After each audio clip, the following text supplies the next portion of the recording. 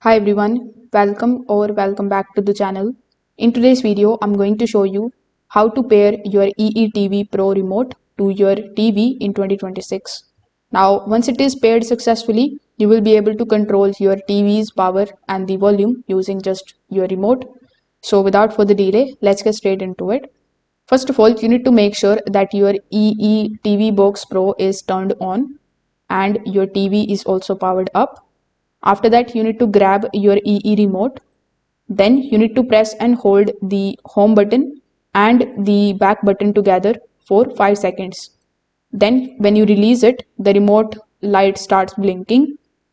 So basically this particular method is going to put the remote into the pairing mode.